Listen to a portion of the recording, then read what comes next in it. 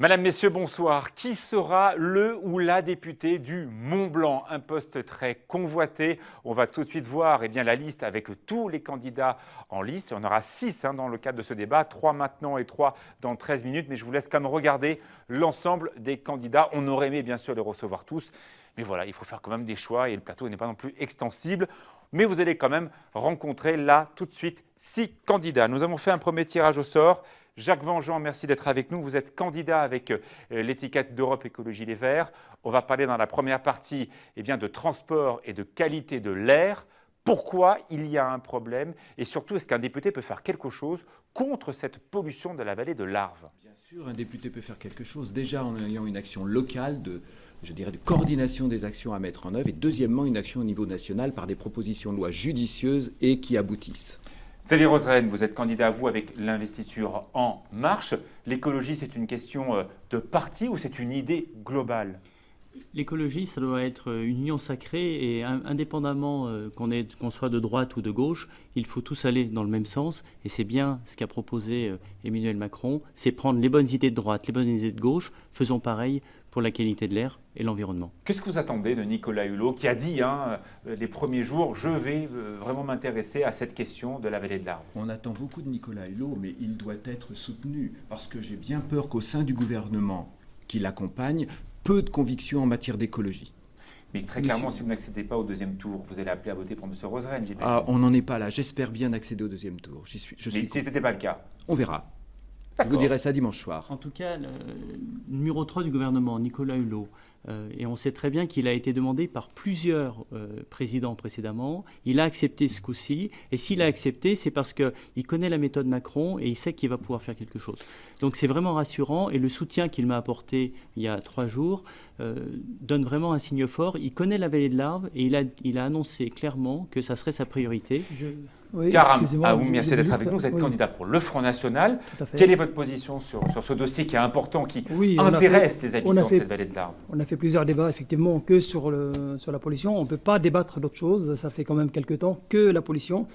Là, c'est le premier des sujets, donc allez-y. Votre idée à vous, quand même c'est le quoi? chômage, l'insécurité. Bon, bref, il y a plein de candidats, sur la 6 notamment, qui promettent beaucoup de choses. Votre mais proposition, ils oublient qu'ils ne peuvent pas réaliser ce qu'ils promettent. Pourquoi? Parce qu'ils sont soumis à Bruxelles.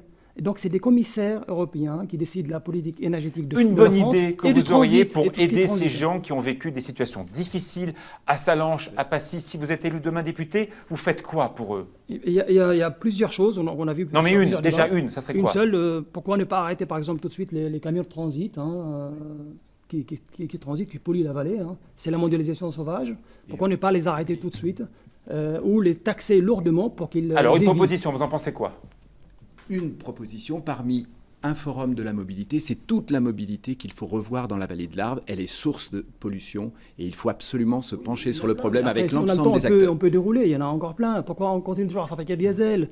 Ainsi, par exemple, pourquoi il n'y a pas de tramway? C'est la dernière ville en France qu'on n'a pas de tramway, c'est pas normal. Il y a plein de choses. Alors, concernant pourquoi on le commence pas à diesel, fabriquer l'hydrogène, les voitures à l'hydrogène? Concernant le diesel, je pense reprendre une proposition de loi des écologistes qui a été refusée par la précédente Assemblée nationale et j'espère que le prochain hémicycle votera pour. En tout cas, pour l'instant, Marine Le Pen est la seule candidate à l'élection présidentielle à ne pas avoir voulu mettre la fiscalité du diesel et l'essence exactement la même chose. Je me souviens d'élus du Front National à la région qui voulaient un doublement du tunnel du Mont-Blanc routier. Monsieur Martin, en 93. Alors, est-ce que vous êtes d'accord avec lui ou vous dites non? C'était une très bonne idée à l'époque. Maintenant, ils sont vous maintenez cette idée-là? C'était une bonne idée, mais ça partait du Fayet. Donc vous êtes pour le doublement du tunnel du Mont-Blanc? C'était une bonne idée à l'époque. Mais aujourd'hui, en 2017? Aujourd'hui, ils ont commencé le Lyon-Turin. Donc maintenant, ça n'a... Si vous êtes candidat, est-ce que vous voulez doubler le tunnel du Mont-Blanc ou pas?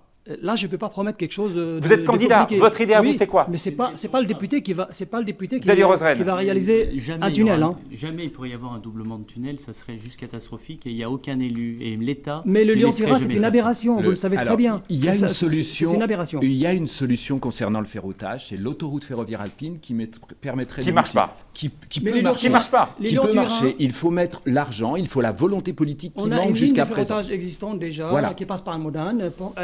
les navettes, elles partent ne gratuites. faut pas- En tout cas, je retiens partent que vous vides, êtes les d'accord navettes. avec la proposition qui date de très longtemps de M. Martin, qui était de doubler le tunnel du Mont-Blanc. Il était visionnaire, M. Martin, à Ok. l'époque. Ce qui est Maintenant, clair, 13. c'est que le Lyon-Turin, s'il arrive à terme, ce n'est pas avant 10-15 ans. Or, ce qu'il faut, c'est d'ores et déjà, dès maintenant, mettre en place l'autoroute ferroviaire Mais le alpine. Saint-Gothard, il a La achevé, santé, au- excusez-moi de finir oui. ma phrase, Rapidement, la s'il vous plaît. santé des populations et des habitants en dépend. Il y a une urgence, ce serait criminel de ne pas la mettre en œuvre rapidement.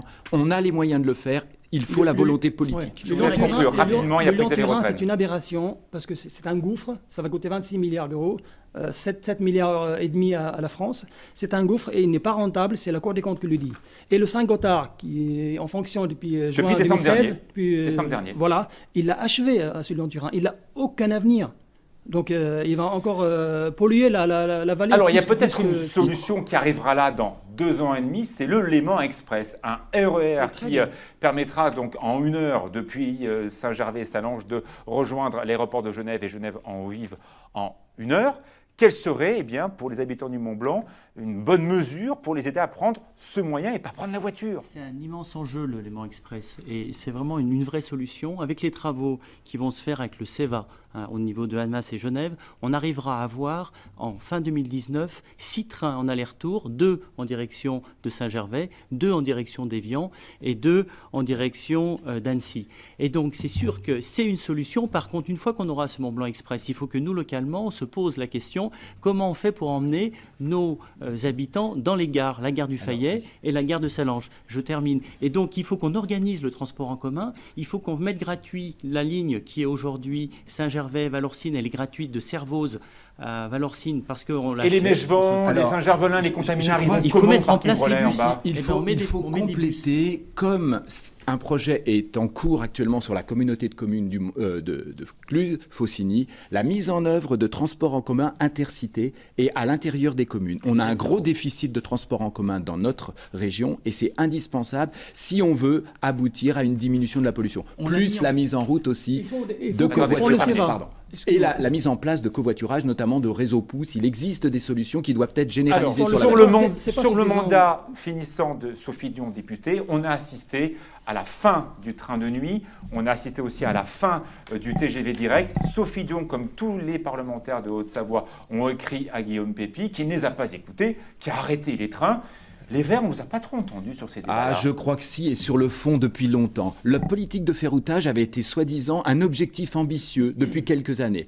Or, Vous ce allez faire ferroutage... comment avec Guillaume Pépi? Parce que très clairement, Alors- aujourd'hui, il ne s'intéresse qu'aux trains rentables. Je crois qu'il ne faut pas s'adresser qu'à Guillaume Pépi. Il faut prévoir un ambitieux projet de loi concernant le ferroutage. C'est indispensable non seulement pour la vallée de l'Arve, à l'image des Suisses qui font très bien un ferroutage sur l'ensemble de leur territoire, il faut qu'en France, on ait la même ambition. Mais avec l'exigence européenne, même Guillaume Pépi, il doit subir des pressions. Alors, Toute moi, je ligne- suis en lien non. avec Karima Deli, qui est la Oui, présidente donc de vous la êtes- commission oui. transport du Parlement européen. Et là, il y a Je des reviens ambitions. Les au Verts, pays du vous êtes Mont-Blanc, tous- une initiative privée. Monsieur Borini, Transport Borini, c'est le premier à se dire, voilà, pour tous les gamins qui vont à l'école à Lyon, ils ont affrété des cars parce que, voilà, aujourd'hui, pour faire en train Saint-Gervais et Lyon, c'est 4 heures. Est-ce qu'on peut rester avec des temps pareils? Xavier Le Roselyne. jour où on aura un départ de Saint-Gervais à toutes les demi-heures, le train il sera utilisé. Donc il faut mettre les investissements sur le train. C'est pas incompatible avec les autres investissements. Tout ce qu'on peut faire sur la qualité de l'air et sur l'environnement, il faut le faire. Donc le Léman Express, c'est un enjeu majeur. Il faut le Oui, réussir. il faudra aussi, Mais- Carrément. mais pour le aussi, Léman- il y a aussi pour le quelque Léman chose- Express, pour vraiment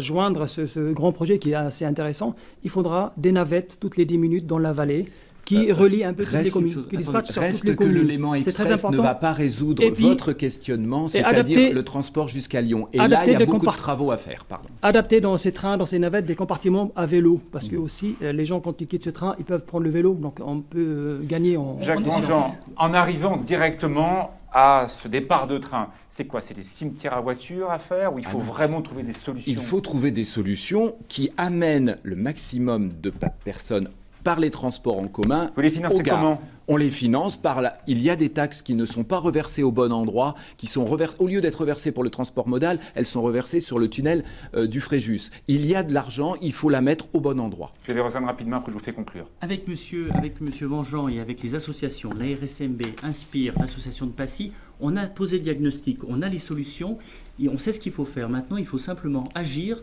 et il faut le mettre en place. Et c'est pour ça qu'il faut aujourd'hui ne plus tarder et mettre en place ces solutions qui sont apportées par les associations. Merci beaucoup. Vous êtes à égalité parfaite de temps de parole. Je vais vous demander, s'il vous plaît, eh bien, tout simplement grâce au tirage au sort que nous avons fait, de pouvoir vous dire pourquoi voter pour vous, en l'occurrence dimanche prochain, dans ce magnifique territoire qui s'appelle le Pays du Mont-Blanc et la Haute-Vallée de l'Arve. On a fait un tirage au sort, donc Karam Aoun, vous êtes face à cette caméra-là. Pourquoi voter pour vous dimanche prochain pour le Front National? Alors, moi, je dirais, en dehors de cette pollution donc, qui nous gêne actuellement, il y a beaucoup de problèmes. On passe à côté, c'est dommage. C'est le chômage de masse, on a carrément une civilisation en danger. L'immigration de masse, incontrôlée, inassimilable, fait accroître le communautarisme, engendre l'islamisme radical et le terrorisme. 4 attentats de grande ampleur, 250 morts. Le ministre de l'Intérieur est promu Premier ministre. Il y a un problème que je ne comprends pas dans ce pays. Et je vous laisse terminer. Il ne faut pas se laisser distraire par des petits problèmes, sortie d'euro ou autre chose. Il y a notre civilisation qui est en danger. Il faudra sauver notre mode de vie, Merci notre beaucoup. France. Vous êtes candidat pour le Front Merci National. Le deuxième à s'exprimer pour dimanche prochain. Pourquoi voter pour vous? Xavier Roseren, vous avez l'investiture En Marche. Face à cette caméra-là, vous avez 30 secondes. On a une chance incroyable aujourd'hui de donner à Emmanuel Macron et à ses équipes une majorité parlementaire. C'est une chance extraordinaire de transformer la France et de faire les réformes que la France attend depuis très longtemps. Donc il faut qu'avec Nicolas Hulot, qui est numéro 3 du gouvernement, on arrive à transformer la France, résoudre nos problèmes en local. Et ça, c'est possible en donnant une majorité forte au Parlement le 11 et le 18 juin, en votant pour En Marche et en soutenant Xavier Roseren. Merci beaucoup, Xavier Roseren. Vous êtes candidat pour dimanche prochain avec l'investiture En Marche. Jacques Vengeant, vous êtes le premier de cette première table ronde. Les autres candidats vont nous retrouver dans moins d'une minute. Et vous avez l'investiture de Europe Écologie Les Verts. Pourquoi voter pour vous dimanche prochain? Et vous avez également 30 secondes. Pourquoi voter pour moi? Parce que je crois être le candidat qui connaît le mieux le sujet et les acteurs de ce problème de pollution, ayant beaucoup travaillé avec les associations et les citoyens. Le candidat aussi pour la mise en œuvre de la transition écologique qui est absolument nécessaire de mettre en œuvre dans notre territoire qui est déjà abîmé par le réchauffement climatique. Et le candidat aussi préoccupé par les problèmes sociaux et la déliquescence des services sociaux et des services publics dans notre vallée. Et il y a beaucoup à faire aussi dans le domaine de l'humain et j'y suis très attaché. Merci Donc, beaucoup. il faut des députés écologistes pour soutenir l'action de Nicolas Hulot, mais il faut aussi des députés écologistes pour mettre en œuvre une politique sociale, solidaire et écologique. Merci beaucoup. Vous êtes à moins de 10 secondes d'écart tous les trois. Voici tout de suite les 3 prochains candidats.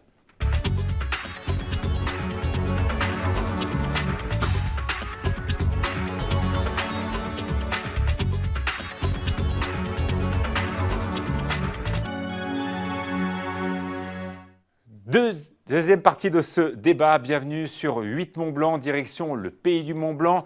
2 sujets très importants, le logement, comment habiter dans cet endroit magnifique mais où le terrain vaut très cher et comment aider les stations de moyenne montagne à se requalifier avec cette problématique de réchauffement climatique. On le rappelle, à part Flaine, l'ensemble des stations sont situées autour de 1000 mètres d'altitude. Ce sont elles qui seront les toutes premières concernées par ce réchauffement climatique. Le premier à avoir la parole, c'est vous. Charles Edrich, merci d'être avec nous.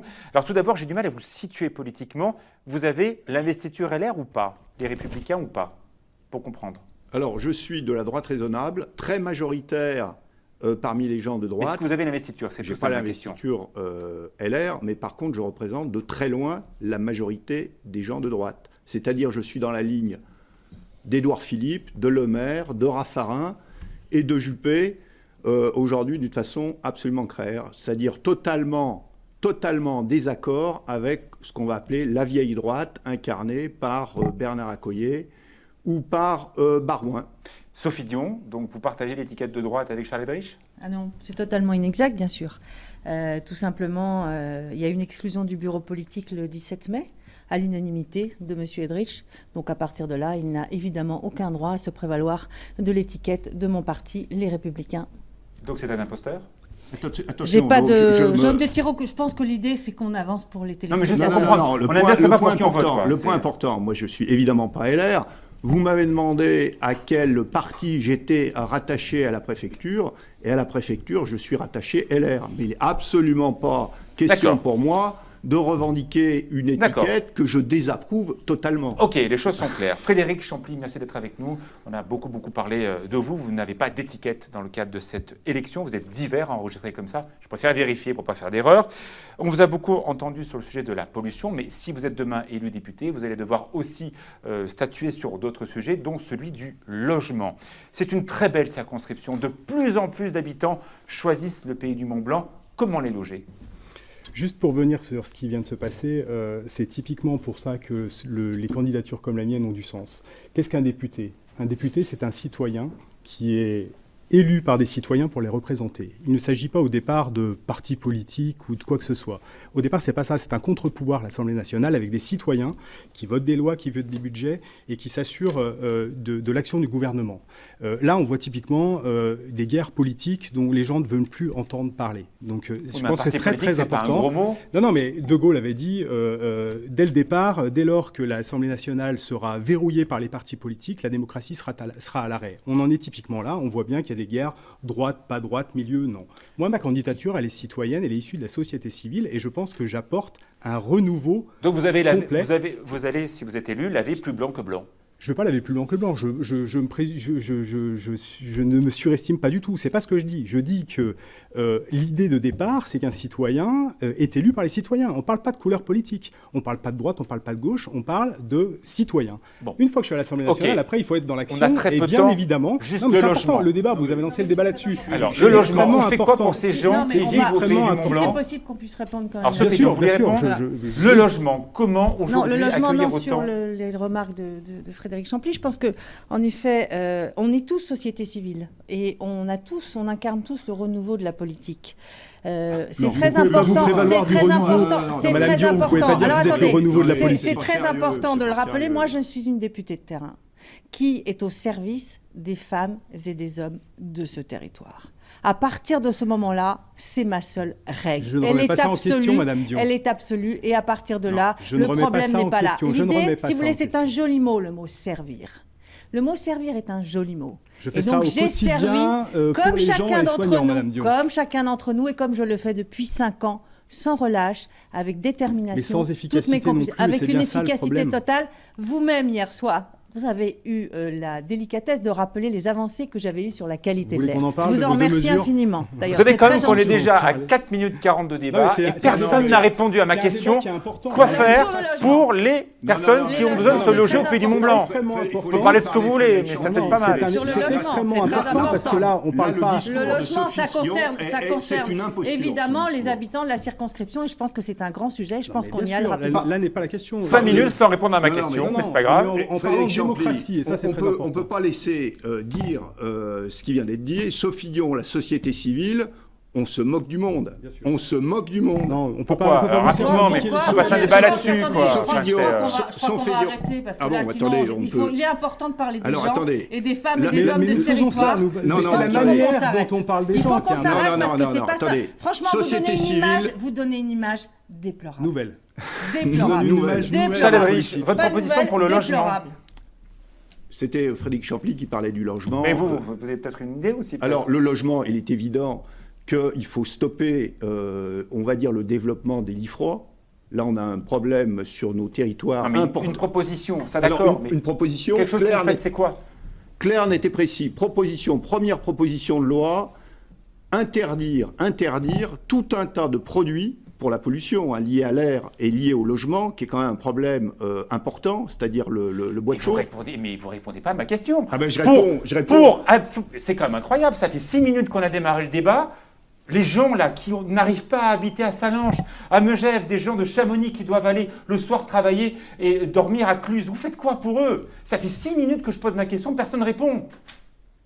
Frédéric Champly. On peut pas répondre à votre question. Mais c'est pas un enjeu du territoire, je veux bien y répondre. Le logement est une préoccupation. C'est un vrai problème parce que ça impacte le tourisme. Alors vous n'avez peut-être pas de solution. Non, moi j'en ai. Et donc je veux bien vous l'assurer. Alors Sophie Dion. Le logement est un problème essentiel sur notre territoire. Tout simplement parce qu'aujourd'hui, on observe en effet que les jeunes ne peuvent plus rester là où ils veulent. Alors, votre Et ça, proposition, c'est un Madame immense Dion, problème. s'il vous plaît. La proposition, elle est simple, c'est effectivement de multiplier les logements qui sont à loyer modeste, mais aussi, moi, je veux porter à l'Assemblée nationale un texte qui permettra de faire en sorte que quand on cède une parcelle ou quand on cède une entreprise familiale, il y ait une exonération totale des droits en cession directe une proposition. de parents Vous en à pensez enfants. quoi, M. Champy, s'il Moi, vous je plaît? pense que c'est effectivement une solution d'une partie du problème.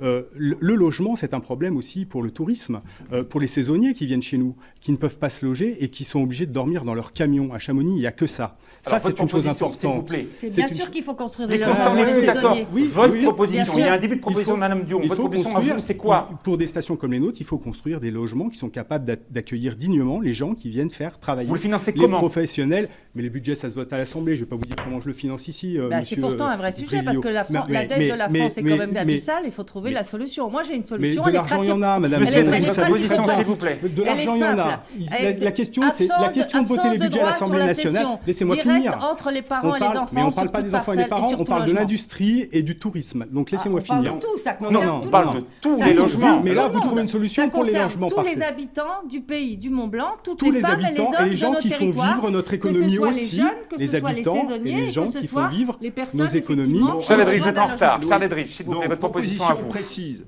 moratoire pour le développement des lits froids. Par contre, intensifier les logements, on va dire, pour à la fois les saisonniers, les habitants dans les fonds de vallée. C'est absolument impératif. Par contre, pour les stations, Attendez, j'ai pas compris, vous faites ça comment? moratoire, on interdit le développement des lits froids pendant un certain temps. Donc vous bloquez sur On bloque les lits froids, les plans d'occupation, hop, vous rayez de la carte.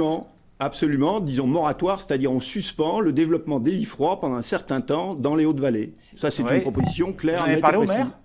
Aux différents maires, vous en avez parlé de ça? Mais On le sait pas, problème, on sait pas ce que ça veut dire. mais- je crois, mais- c'est mais- pas que mais- ça veut rien le dire. problème, C'est- le c'est problème, total- c'est totalement absurde. un député, son rôle, c'est d'agir au niveau national, avec des actions après qui retombent localement. Bon, C'est pas on a de- fini de- sur cette question-là. Très rapidement, comment aider les stations de 1000 mètres d'altitude à inventer demain? Les stations de Megève, de Saint-Gervais, des Contaminés, de Chamonix sont très concernées par le réchauffement climatique. Une proposition rapide chacun pour les aider à sortir de cette difficulté. Frédéric Champy, par exemple. Il faut se mettre autour de la table et discuter de ce qu'on peut proposer. Il n'y a pas une solution, ça doit se discuter avec les gens du tourisme. Et les solutions sont justement chez les professionnels et dans la société civile. Il faut évaluer leurs besoins, leurs attentes, et il faut faire les propositions qu'ils jugent importantes. J'ai rencontré le président de la Compagnie du Mont-Blanc. Il est clair que des stations ne pourront plus faire skier les gens, les stations de 1000 mètres d'altitude ne pourront plus faire skier les gens, les autres stations pourront en altitude, il faut permettre de faire redescendre les gens en bas des stations, il faut revoir la manière dont on va proposer le ski l'hiver dans nos stations. Très bien. Sophie Dion, je vous laisse répondre à cette question-là. Moi, je pense qu'effectivement, il faut réfléchir à cette question-là, mais il faut réinventer notre tourisme. Il faut réinventer notre produit touristique. Pourquoi? Parce qu'aujourd'hui, on sait bien que le tout-neige n'est pas la solution pour demain. Donc, il faut effectivement faire en sorte que nos stations puissent offrir des produits de bien-être, puissent effectivement offrir une culture sur le patrimoine, qu'effectivement, on puisse véritablement avoir un tourisme diversifié. C'est Donc, effectivement diversification, l'avenir. c'est votre clé. C'est effectivement Charles Edrich, l'avenir de vous demain. écoutez. Alors, moi, je suis sur tous les terrains du monde depuis un certain temps. Aujourd'hui, on s'aperçoit que le choix de la destination touristique, la qualité de l'air, et j'y reviens, c'est souvent le 4e critère, et aujourd'hui, ça devient de temps en temps le 3e. Votre proposition, s'il vous plaît. Les constats, c'est bien, mais des propositions. Il faut prendre le problème de la qualité de l'air à bras-le-corps. Et au lieu de cacher la poussière sous le tapis, il faut prendre ça en main d'une façon énergique au niveau national et international pour faire en sorte que nos vallées deviennent à nouveau attractives, non seulement pour l'hiver, parce qu'elles le restent, mais pour le tourisme 4 saisons. Merci beaucoup, Charles Edrich. Je vous laisse conclure tous les trois. On a fait un tirage au sort. Charles Edrich, face à cette caméra-là, pourquoi voter pour vous dimanche prochain face à cette caméra, en 20 secondes? Je suis de la droite raisonnable, très majoritaire dans le pays et surtout sur la 6e circonscription. Je donnerai tous les moyens au gouvernement pour gouverner et je suis au juste équilibre du développement économique. J'ai introduit une société en bourse partout en Europe, avec un développement également aux États-Unis. Juste équilibre également avec l'environnement et la pollution. J'ai créé et j'anime l'association Respectons la Terre. Je vous laisse terminer, s'il vous plaît. Et je serai une vitrine vivante, un porte-parole extrêmement efficace. Merci Charles Edrich, vous êtes candidat pour dimanche prochain, deuxième dans cet ordre de conclusion. Frédéric Champly, vous n'avez pas d'étiquette non plus. Pourquoi voter pour vous dimanche prochain? Je vérifie les compteurs. Il vous reste 30 secondes aussi. Tout simplement parce que je représente le renouveau politique. Cette société civile qui a des idées, qui a des projets, qui s'engage, qui sait les porter, qui sait aller chercher les solutions là où elles sont, qui sait rencontrer les professionnels et qui ne mise plus sur les solutions venues de bureaux avec des technocrates parisiens qui décident de tout. Je veux redonner du pouvoir aux acteurs de terrain. C'est ça la politique de demain, c'est redistribuer le pouvoir aux acteurs de demain parce que les solutions sont des solutions que la société civile possède et les richesses sont dans les experts de cette société. Merci beaucoup Frédéric Champly. Sophie Dion, vous avez pareil, 30 secondes. Pourquoi voter pour vous? Vous avez une étiquette, LRUDI. Face à votre caméra, s'il vous plaît. Alors, il y a plusieurs raisons. La première d'entre elles, c'est que je fais confiance aux femmes et aux hommes de ce territoire. Et c'est avec eux que je travaille depuis 5 ans. Et c'est avec eux que je construis les textes que je porte à l'Assemblée nationale. J'ai eu beaucoup de résultats concrets sur de nombreux sujets. Et sur ces sujets, on en a peu parlé, mais il y a l'emploi, il y a l'économie, le pouvoir d'achat, il y a aussi la santé et la dépendance, dont personne ne parle. Donc sur tous ces sujets, et je vous invite à consulter mes résultats sur chacun de ces points et mes engagements, j'ai obtenu vraiment des choses fortes. Alors, effectivement, votez pour moi. Merci parce beaucoup. Que je suis C'est la terminé. meilleure. Sophie Dion, on regarde une dernière fois la liste de tous les candidats pour lesquels vous allez pouvoir voter dans cette circonscription. C'est la 6e, celle du Mont-Blanc. Voilà, merci de regarder la liste de tous les candidats qui peuvent vous intéresser. N'hésitez pas à aller voter dimanche et n'oubliez pas, on vote aussi le dimanche d'après. À bientôt, au revoir.